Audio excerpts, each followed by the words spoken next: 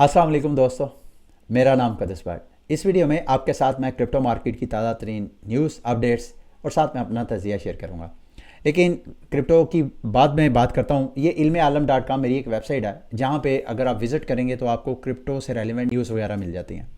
यहाँ पे हम न्यूज़ के साथ साथ क्रिप्टो से रेलिवेंट एजुकेशनल कंटेंट भी चलाना चाहते हैं, यहाँ पे शेयर करना चाहते हैं। तो अगर आप कंटेंट राइटिंग जानते हैं और आपको क्रिप्टो का पता है तो ये स्क्रीन पे आपको एक ईमेल एड्रेस नज़र आ रही है, यहाँ पे आप कांटेक्ट करें। ये एक पेड जॉब है, हम आपको कंटेंट राइटिंग की बाकायदा पे भी करेंगे इसके लिए। अब मार्केट की अपडेट की तरफ आते हैं। सबसे पहले BTC, गुड न्यूज़ ये है कि बावजूद इसके कि अगर आप स्क्रीन पर नज़र डालें तो पिछले जब से ये फेक न्यूज़ के बाद मार्केट वापस आई है, रिटर्न किया है, पिछले 2-3 दिन से BTC की प्राइस ने ट्राई की है इस दोनों जो मूविंग एवरेज लाइन है 200 डेज़ की और 200 वीक की, उसको ब्रेक करने की कोशिश की है। लेकिन प्राइस अभी भी, जब मैं वीडियो रिकॉर्ड कर रहा हूँ, प्राइस ऊपर ही ट्रेड हो रही है। यानी 28,500 के ऊपर जब मैं रिकॉर्डिंग कर रहा हूँ, प्राइस ऊपर ही ट्रेड हो रही है। मुझे नहीं मालूम ये कब तक स्टे करेगी, क्योंकि इस वक्त जो सिचुएशन है, मार्केट अब अगली किसी न्यूज़ का इंतज़ार कर रही है। पॉजिटिव न्यूज़ होगी तो यहाँ से मार्केट पंप करेगी, अगर कोई नेगेटिव न्यूज़ होगी तो ये जो मूविंग एवरेज लाइन है जो कि मार्केट के ट्रेंड के बारे में बताती हैं, जो कि अभी फेक न्यूज़ की वजह से जो बेरिश ट्रेंड था वो बुलिश ट्रेंड में कन्वर्ट हुआ है। तो इस वक्त बुलिश ट्रेंड के बिल्कुल सपोर्ट के पास है। इस जगह पे एक बाय की ट्रेड का रिस्क बनता है। लेकिन अगर आपने फ्यूचर ट्रेड लेनी है तो ये ज़हन में रखिएगा, मार्केट में अगर न्यूज़ ना हो तो मार्केट में वोलेटिलिटी नहीं होती, मार्केट में वॉल्यूम नहीं होता। जब वोलेटिलिटी, वॉल्यूम, लिक्विडिटी नहीं होती तो मार्केट बिल्कुल मुंजमद हो जाती है। इस सिचुएशन में अगर आपने बाय की ट्रेड ली है और मार्केट ना ऊपर जा रही है ना नीचे जा रही है, तो आप फंडिंग रेट फ्री में पे करेंगे। तो आपने ये जेन में रख के फिर आपने फ्यूचर ट्रेड लेनी है। और अगर फ्यूचर ट्रेड यहाँ पे लेते हैं तो आपका स्टॉप लॉस, मेरी रिकमेंडेशन ये है कि कोशिश करें या तो 27,000 रख लें या 26,700 मजीद अपने आप को सिक्योर करना है कि भाई को बैरिश बुलिश हंट ना हो। ट्रेड मार्केट मैनिपुलेटर आपकी ट्रेड्स को लिक्विडेट करने के लिए यहाँ फेक नीचे डंप ना करें। तो फेक डंप से बचने के लिए आप जो स्टॉप लॉस मैं आपको रिकमेंड करूँगा, बेस्ट तो यही है कि आप 26,700 की प्राइस को आप रख के आप इस तरह कर सकते हैं अगर आपने बुलिश ट्रेड लेनी है तो। अब आते हैं मार्केट की न्यूज़ की तरफ। Western media, Forbes, one of the यूँ समझ लें कि टॉप जो मीडिया हाउसेज हैं उनमें इनका शुमार होता है। वो क्या रिपोर्ट कर रहा है, वो कहता है जी, फोर्ब्स ने प्रेडिक्ट किया है कि ब्लैक रॉक और JP मॉर्गन नेक्स्ट जो क्रिप्टो मार्केट का बुल रन है उसको लीड करेगा। जब इन दोनों की बात हो रही है तो जब मैं ब्लैक रॉक का जेन में लाता हूं तो मेरे माइंड में क्या आता है, ब्लैक रॉक किसको प्रमोट करेगा, किसको लीड करेगा? ओबियसली बिटकॉइन का। और ब्लैक रॉक कब करेगा? जब ब्लैक रॉक का स्पॉट ETF अप्रूव हो जाएगा। तो इट मीन्स कि अब ये कंसेंसस बिल्ड होता जा रहा है कि ETF ने अप्रूव तो होना है, सिर्फ इंतज़ार ये है कि कब। ज़्यादा कुछ 70-75% कहते हैं जी कि इसी साल में हो जाएगा, क्योंकि अभी भी नवंबर दिसंबर 2 माह अभी भी पड़े हुए हैं। और कुछ कहते हैं कि जनवरी में हो जाएगा, उसके 90% चांसेस लग रहे हैं। तो अगर ये ETF अप्रूव हुआ तो ज़ाहिरी बात है सिर्फ ब्लैक रॉक का नहीं होना, बाकी भी सारी US कंपनीज का होना। तो इस फेक न्यूज़, इस हफ्ते के स्टार्ट में जो फेक न्यूज़ के ऊपर BTC की प्राइस ने कि ब्लैक रॉक का ETF अप्रूव हो गया, उस फेक न्यूज़ की वजह से 10% BTC की प्राइस पंप की थी। लेकिन इमेजिन करें कि अगर ये ब्लैक रॉक की रियल न्यूज़ आती है तो BTC कितने गुना पंप करेगा। तो ये it is the best time. अगर आप में से कोई दोस्त भी सरमायाकारी करना चाहते हैं क्रिप्टो मार्केट के ऊपर तो आप ये बेस्ट टाइम है, यहाँ पे कर लें। मैं ये नहीं कहता ऑल इन हो जाएं, अभी भी मार्केट की रिकवरी की कोई गुंजाइश है। अगर आपने सरमायाकारी करनी है तो लेट्स से कि आपने $100 इन्वेस्ट करना है तो इट्स द बेस्ट टाइम कि आप $60 अभी इन्वेस्ट कर दें, $40 को रख लें, या आप $40 अभी कर लें, $60 को रख लें कि अगर मार्केट नीचे रिकवरी करती है, नीचे और डंप होती है तो मैं नीचे से थोड़े थोड़े पैसे डालता जाऊँ। अभी मजीद इंतज़ार मेरा नहीं ख्याल करना चाहिए, ठीक है। और JP मॉर्गन की जब बात मैं करता हूँ तो मेरा ख्याल है सिर्फ JP मॉर्गन नहीं, JP मॉर्गन एक बड़ा बैंक है, इसके ये चूँकि लीडर है तो दीगर बैंक्स भी फॉलो करेंगे। तो इसमें मेरा ख्याल है, मैं गलत भी हो सकता हूँ, जो क्रिप्टो ऐसी क्रिप्टो करेंसीज जो कि रेगुलेशंस या इन बैंक्स के साथ काम करना चाहती है जिनमें सरफरिस्त जो है रिपल है, XRP, और जो स्टेलर है, इन 2 कंपनीज के नाम आते हैं। तो मेरा ख्याल है उनका भी फिर पोटेंशियल मुझे नज़र आता है। अब मार्केट की दीगर अपडेट्स की तरफ आते हैं। और दूसरा जो US कंपनीज है, ये भी एक तरह का सिग्नल है। US कंपनीज अब अमेरिका में चूँकि रेगुलेशंस क्रिप्टो मार्केट के हवाले से जो एटीट्यूड है यूएस गवर्नमेंट का, वो चूँकि फ्रेंडली नहीं है, तो वहाँ की जो कंपनीज हैं वो अमेरिका से निकल के पूरी दुनिया में अपने बिजनेस को सेटअप कर रहे हैं। कॉइन बेस जो है आयरलैंड को टैप कर रहा है, आयरलैंड मार्केट को, क्योंकि यूरोपियन ने जो अपना मीका बिल पास किया है उसमें यूरोप अपने आप को क्रिप्टो जो है वो हब बनाना चाहता है। और साथ साथ आज ही की न्यूज़ है, यूएई ने भी, यूएई की 7 रियासतें हैं, उनमें से एक रासुल खैमा, अगर मैं सही प्रोनाउंस कर रहा हूँ, तो उन्होंने वहाँ पे फ्री जोन्स बनाए फॉर डिजिटल एसेट्स बिजनेसेस। ऐसे पाकिस्तानी जो यूएई में बैठे हैं उनके लिए वहाँ जॉब्स की बहुत अपॉर्चुनिटी है। आप वहाँ पे थोड़ा सर्च करें, अभी तो बड़ी बड़ी जो टॉप एक्सचेंजेस है जिसमें बाइनांस, OKX और Crypto.com, इन्होंने लाइसेंस लिए हैं। अभी वहाँ पे ब्लॉकचेन कंपनीज मुख्तलिफ जो डैप्स हैं, डेक्सेस हैं, वॉलेट्स हैं, उन्होंने जाके वहाँ पे रजिस्टर करवाना है और आप लोगों के लिए वहाँ जॉब की बहुत सी अपॉर्चुनिटीज़ निकल सकती हैं। तो इससे मार्केट के लिए भी ये एक बुलिश न्यूज़ है लॉन्ग टर्म के लिए। और साथ साथ ये यूएई का एटीट्यूड देखें तो ये आज ही की न्यूज़ है कि न्यूयॉर्क के अटॉर्नी जनरल ने लीगल एक्शन लिया है जेमिनाई, जेनेसिस और DCG ग्रुप के खिलाफ कि उन्होंने इन्वेस्टर्स के साथ फ्रॉड किया है। और ये एक साइड है। और दूसरी एक और बुलिश न्यूज़ बताऊं कि यूएस गवर्नमेंट की जो इकोनॉमिक पॉलिसीज़ हैं वो भी क्रिप्टो मार्केट को फ्रेंडली कर रही हैं। अगर आप स्क्रीन पर नज़र डालें तो यूएसए का जो कर्जा है वो एक्सपोनेंशियली ग्रो कर रहा है। और जब से आपको, अगर आप मुझे काफ़ी देर से फॉलो कर रहे हैं, तो चंद दिन पहले यूएस गवर्नमेंट के ऊपर डेट लिमिट थी कि मेरा ख्याल है 31 ट्रिलियन से ज़्यादा का वो उधार नहीं ले सकते थे, और वो लिमिट पूरी हो गई। फिर उसके बाद अमेरिकी सारे जो सियासतदान हैं, वहाँ के लॉ मेकर्स हैं, उन्होंने बैठ के ये जो डेट लिमिट थी इसको सस्पेंड कर दिया। और ये सस्पेंशन जो है जनवरी 2025 तक जाएगी। तो आप इमेजिन करें, जब से ये सस्पेंशन हुई है उसके बाद बिलियंस ऑफ डॉलर जो है एक एक दिन में, यानी 100 बिलियन डॉलर भी यूएस गवर्नमेंट जो है वो प्रिंट कर रही है। यूएस गवर्नमेंट करती क्या है, उनकी ट्रेजरी, यूएस ट्रेजरी क्या करती है, उनके 2 डिपार्टमेंट है।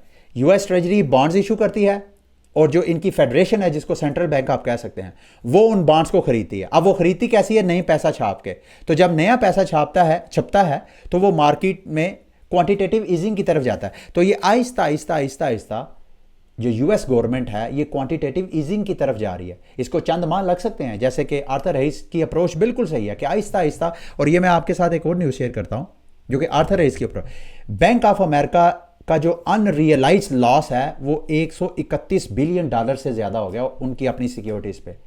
पाकिस्तान का टोटल जो कर्जा है ना, पूरी हमारी एक हुकूमत का, 24 करोड़ आवाम का, और पिछले 75 सालों का जितना हमने सारी दुनिया को कर्जा देना है, वो करीब करीब 124 से 25 बिलियन डॉलर है।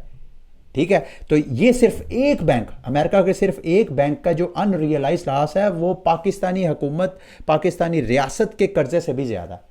तो ये यूएस इकॉनमी का ये हालत है। और ये भी एक तरह का सिग्नल है, ये इकॉनमी अगर ख़राब होगी तो वहाँ के जो इन्वेस्टर हैं दुनिया में, जो ये बड़ी बड़ी इकॉनमीज़ हैं, ये जो बड़ी बड़ी मार्केट हैं, अमेरिका, जापान, चाइना, यहाँ के इन्वेस्टर्स फिर अपने आप को, अपनी वेल्थ को बचाने के लिए फिर जो दीगर एसेट्स हैं वहाँ पे सरमायाकारी करते हैं। तो उन एसेट्स में बिटकॉइन और क्रिप्टो मार्केट भी है। तो इस वजह से ये सारी चीज़ें सिग्नल कर रही हैं, डोंट मिस दिस अपॉर्चुनिटी। अब आते हैं, आप लोगों ने मेरे से पूछा ये कॉइन ग्लास पे हीट मैप क्या चीज़ होती है। देखें, हीट मैप पे अगर आप देखें तो ये आपको बताता है ओवर बॉट और ओवर सोल्ड। अगर सैडली ये मैक्सिमम जो है एक वीक का आपको डाटा देता है कि एक वीक के अंदर अंदर कौन सा क्रिप्टो प्रोजेक्ट ऐसा है जो कि ओवर बॉट है और कौन सा ऐसा है जो ओवर सोल्ड है। जो ओवर सोल्ड है वो आपको बाय करना चाहिए, और जो ओवर बॉट है अगर आपकी उस पर पोजीशंस हैं तो वहाँ से आपको एग्जिट ले लेना चाहिए। यहाँ पे अगर आप ओवर सोल्ड की कैटेगरी में देखें तो इथीरियम आपको नज़र आ रहा है, BNB, बड़े बड़े जो प्रोजेक्ट हैं वो नज़र आ रहे हैं, एडा, आर्बिट्रम, एप्टोस का टोकन, EOS का टोकन, इंजन टोकन, ये वो सारे टोकन्स हैं जिनकी जो कि ओवर सोल्ड की रेंज में है। इट मीन्स कि आप अगर आपने बाइंग करनी है तो दीज आर द टोकन्स जो कि ओवर सोल्ड की रेंज में। और it is the best time, जब भी टोकन ओवर सोल्ड की रेंज में हो और आपने सरमायाकारी के लिए टोकन देखना तो ओवर सोल्ड को देखें। ये ओवर सोल्ड है, इनको आप बाई कर सकते हैं। ठीक है, ये काश के कभी ऐसा होता कि 1 वीक से ज़्यादा ये ज़्यादा का डाटा हमें मिल जाता, ताकि हमें पता चल जाता कि इस जब से ये साल स्टार्ट हुआ है उस वक्त से लेके कौन, इंडिविजुअली तो हम चेक कर सकते हैं जाके चार्टिंग करके, लेकिन यहाँ पे इस हीट मैप पे आप मुख्तसर यहाँ से चेक कर सकते हैं। पोल्का डॉट के हवाले से बड़ी अलार्मिंग न्यूज़ है बी वेरी केयरफुल अगर आपके पास डाट टोकन है। पोल्का डाट ने अपने वर्कर्स को फारग करवा दिया है और ये जो एम्प्लॉयज़ हैं उन्होंने इल्ज़ाम लगाया कि हमारी जो टॉप मैनेजमेंट है वही सारी तनख्वाहें खा जाती है, तो हम जो एम्प्लॉयज़ हैं हम एम्प्लॉयज़ को इन्होंने फारग करवा दिया है। और पोल्का डाट की परफॉर्मेंस अगर हम देखें चार्ट के ऊपर, मैं अगर आप मुझे इजाज़त दें, पोल्का डाट के चार्ट पे अगर आप नज़र डालें तो पोल्का डाट अपने यूँ समझ लें कि ऑल टाइम लो को टच कर रहा है। It is the best project. Market में दो ही क्रिप्टो करेंसीज ऐसी हैं जिनको इंटरनेट ऑफ ब्लॉकचेन्स बोलते हैं। एक का नाम है कॉस्मोस आटम जिसका टोकन है, और दूसरी है ये पोल्का डाट। लेकिन बावजूद इसके कि पोल्का डाट गैवन हुड जो कि इथीरियम के को फाउंडर रहे हैं, इनका नाम होने के बावजूद ये पोल्का डाट मुसलसल देखें तो ये आपको डंप होता हुआ नज़र आ रहा है। It is also in over sold range. जिस तरह की सिचुएशन चल रही है, इस तरह की न्यूज़ के बाद तो यहाँ पे सरमायाकारी करने में डर ही लगना चाहिए। लेकिन एक अच्छा project, blue chip project, top project, अगर ये रिकवर करता, मैं इफ़ का वर्ड यूज़ कर रहा हूँ क्योंकि आई डोंट नो, जब भी बेयर मार्केट आती है तो बेयर मार्केट के बाद जब नई बुल मार्केट स्टार्ट होती है तो पुराने पिछले बुल मार्क में जो टॉप प्रोजेक्ट्स होते हैं उनमें से बहुत से प्रोजेक्ट्स जो हैं वो दोबारा हाइप क्रिएट नहीं कर पाते।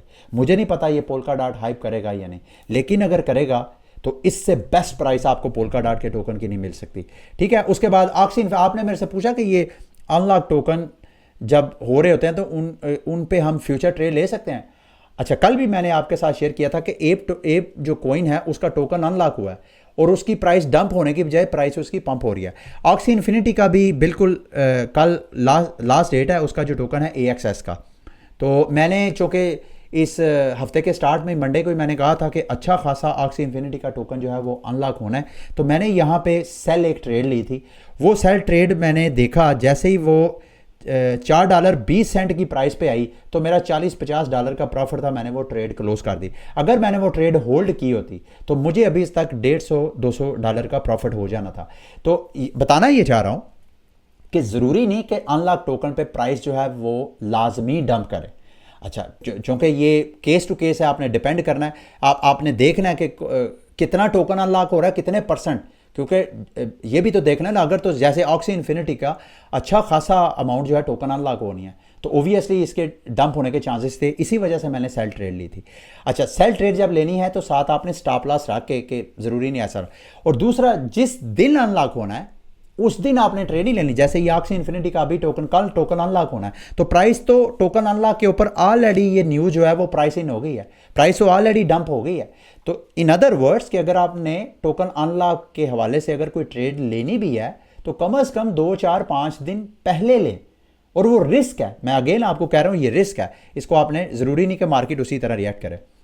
न्यूट्रॉन के हवाले से आपने पूछा, NTRN के बारे में बताएं। देखें, ये भी एक स्मार्ट कॉन्ट्रैक्ट बेस एक ब्लॉकचेन है। कॉस्मोस का इन्होंने हब यूज़ किया है। कॉस्मोस की एक अपनी सर्विस इन्होंने स्टार्ट की है जिसमें सिक्योरिटी कॉस्मोस प्रोवाइड करता है और बाकी जो है स्मार्ट कॉन्ट्रैक्ट, ये cross chain smart contract base एक प्लेटफॉर्म है। इस माह 10 अक्टूबर को मेरा ख्याल है बाइनांस ने इसकी लॉन्च पूल में लॉन्चिंग की थी। टोकनॉमिक्स अगर देखूं तो टू बी फ्रैंकली स्पीकिंग मुझे इसने कोई इंस्पायर नहीं किया। यहाँ पे अगर आप देखें तो इन्होंने 24% अपने टोकन जो है रिजर्व में रखे हैं, 27% ट्रेजरी के पास हैं, 1% एडवाइज़र को दिया इन्होंने, 23% जो है वो टीम के पास है और 11% इन्वेस्टर के पास है। तो बाकी बचा क्या तो मतलब ये सारा खुद ही कर करा के अपने पास रख लिया। तो इस वजह से टोकनॉमिक्स मुझे बेहतर नहीं लगती, लेकिन अगर आप इसको फॉलो कर रहे हैं काफ़ी देर से तो आप इसको ट्राई कर सकते हैं। पॉलीगॉन के हवाले से न्यूज़ है, इन्होंने प्रपोजल पेश किया। मैंने आपको बताया था इन्होंने अपनी एक काउंसिल बनानी है, 13 मेंबर की काउंसिल इन्होंने अनाउंस कर दी है, प्रपोजल पेश कर दिया है। लेट्स सी कि ये अप्रूव होती है या नहीं, चांसेस ज़्यादा ही हैं कि अप्रूव हो जाएंगे। और इन्होंने जो 13 मेंबर की काउंसिल बनाई है जो कि पॉलीगॉन में नेक्स्ट जब भी कभी अपग्रेड होगी तो ये मल्टी सिग्नेचर वॉलेट के ज़रिए होगी और ये वो सारे मेंबर्स हैं जो साइन करेंगे तो वो अप्रूवल अपग्रेड जो है वो होगी। उनमें बड़े बड़े नाम हैं, कुछ का ताल्लुक पॉलीगॉन के साथ है, कुछ का ताल्लुक मार्केट के जो दीगर प्लेयर्स हैं उनके साथ है। जैसे ये विक्टर रोनिन कोइनबेस के साथ इसका ताल्लुक है, ये जस्टिन डैरेक जो है इनका इथेरियम फाउंडेशन के साथ ताल्लुक है, और नीचे Zach XBT one of the top popular crypto sleuth जिन्हें बोलते हैं, इंडिपेंडेंट जर्नलिस्ट है, क्रिप्टो के हवाले से वो भी इनमें शामिल है। और ओवरऑल मुख्तलिफ जो मार्केट के प्लेयर्स हैं उनका एक ब्लेंड है, ठीक है। अब आते हैं NFTs के हवाले से। सबसे पहले स्टार्क नेट क्वेस्ट ने अपनी ये नई एक क्वेस्ट लॉन्च की है। ये 1 2 3 4 ये तो मैंने कर ली है, लेकिन ये वाली जो है ये वाली क्वेस्ट अभी मैं कंप्लीट करूँगा बाद में। लिंक्स आपके साथ शेयर कर दूंगा आपके साथ। इसको खोलें, ये वाले सारे जो टास्क हैं कंप्लीट करेंगे तो फिर उसके बाद आपको ये वाली NFT ये मिलेगी, इसको आप मिंट कर सकते हैं। उसके बाद आते हैं, ये देखें ये वाले जो लास्ट वाली क्वेस्ट जो है आपने ज़ैली पे जाके करनी है, ठीक है। मेरी ये रहती है, मैं इसको थोड़ी देर में बाद में करूँगा। उसके बाद जी अर्जेंट जो वॉलेट है, उस वॉलेट का अर्जेंट वालों ने अपना मोबाइल वॉलेट लॉन्च किया है। अगर आप उसका मोबाइल वॉलेट इंस्टॉल करें अपने एंड्रॉयड पे या एप्पल आईफोन के ऊपर, और उसके बाद अपने उस वॉलेट में फ़ंड्स लेके आते हैं, फ़ंड्स जो है वो $4-5 के भी लेके आ सकते हैं, तो उसके बाद ये अपनी NFT करेंगे। और ये NFT मेरा ख्याल है ये 24 अक्टूबर तक ये इनकी कैंपेन चलेगी। इनमें से कोई भी NFT आपको मिल सकता है, ठीक है। ये भी आपको फ्री मिंट 25 अक्टूबर को आप ये मिंट कर सकते हैं। उसके बाद क्रैकन ने भी अपने NFT, अगर तो आप क्रैकन एक्सचेंज के यूज़र हैं तो ये वाला NFT विलियम्स रेसिंग कलेक्टिबल्स, ये NFT आप यहाँ से फ्री में क्लेम कर सकते हैं, ठीक है।